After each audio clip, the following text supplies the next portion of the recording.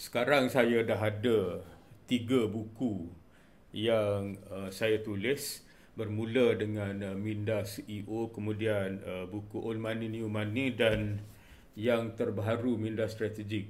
Jadi adakah ketiga-tiga buku ini ditulis secara berasingan ataupun kait-mengait di antara satu sama lain? Jadi mungkin kalau saya boleh mulakan dengan buku pertama saya, iaitu Minda CEO.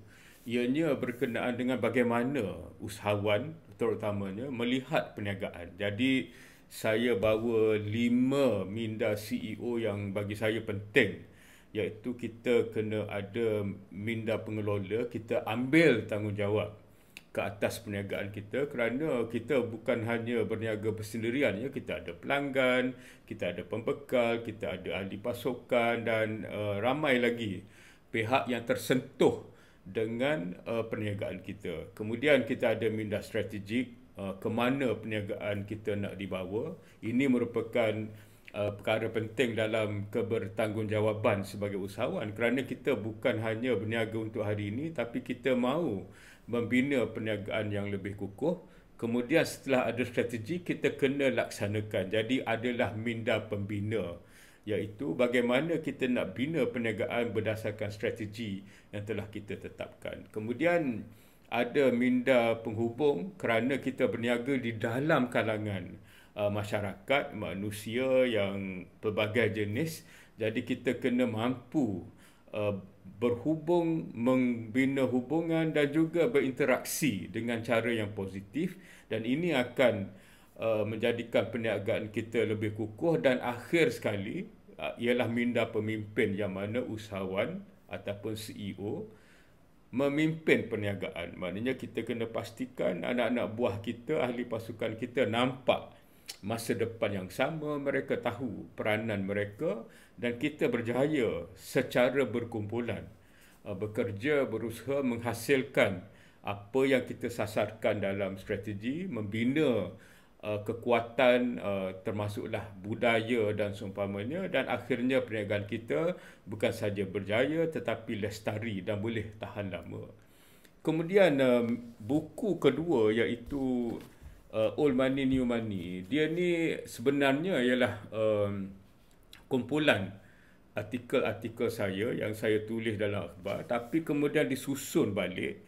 Dan sebenarnya buku ini ialah bagaimana saya membaca pelbagai perkara yang ada dalam pasaran. Mungkinlah dimulakan dengan cerita emas, kerana sekarang ni berlaku penyusunan semula sistem keuangan, ada pelbagai spekulasi yang dibuat, khususnya disebabkan hutang negara Amerika telah memuncak, dan kemudiannya berlaku pelbagai perkara yang menyebabkan sistem ekonomi dunia tidak sama seperti yang kita alami lebih kurang 20 tahun yang lalu.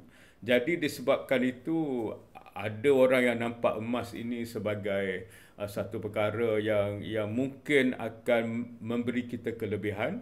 Di samping itu, saya juga membuat pelbagai pemerhatian dari segi ekonomi, dari segi teknologi, dan lain-lain perkara yang sebenarnya berkait dengan perniagaan. Jadi walaupun mungkin dari segi tajuk buku ni dia nampak macam lebih kepada isu-isu persendirian, tapi kalau kita tengok kandungan-kandungannya, ianya merupakan perkara-perkara yang membantu anda dalam membaca apa yang berlaku dalam pasaran, dan boleh menjadikan pedoman ataupun input dalam pembentukan strategi, pelaksanaan strategi, dan juga menjadikan perniagaan anda lebih berdaya saing.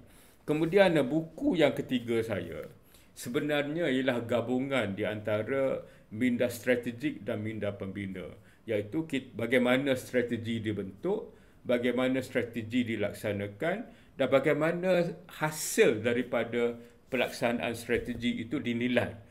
Jadi sebenarnya kalau kita tengok ketiga-tiga bukunya, ianya saling kait-mengait, cuma ditulis dalam perspektif yang berbeza berdasarkan tujuan saya menulis. Jadi minda CEO nak beri gambaran kepada usahawan apakah cara CEO melihat perniagaan, apakah tanggungjawab yang perlu ada pada CEO dan minda macam mana yang menjadikan mereka CEO yang baik.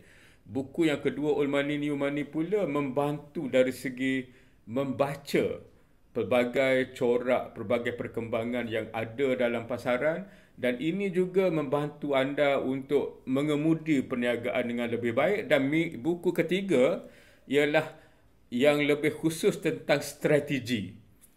Apakah ciri-ciri minda strategik yang perlu ada pada seorang CEO, apakah komponen-komponen strategi yang ada, bagaimana strategi dirangka, bagaimana strategi dilaksanakan, bagaimana usahawan menghadapi cabaran dalam melaksanakan strategi, menilai kejayaan ataupun hasil pelaksanaan strategi dan mengaitkan hasil ini dengan pelbagai perkara lain, termasuklah bagaimana kita nak memberi manfaat kepada ahli pasukan, membayar bonus, membayar dividen kepada pemegang saham dan selainnya. Jadi sebenarnya ketiga-tiga buku ini dia kait-mengait. Dia bukannya ditulis secara rawak, tidak ada kaitan langsung.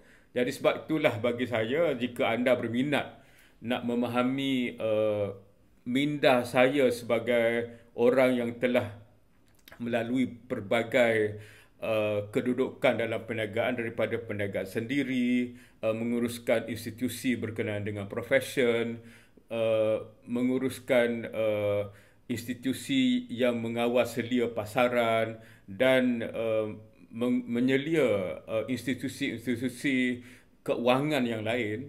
Jadi anda boleh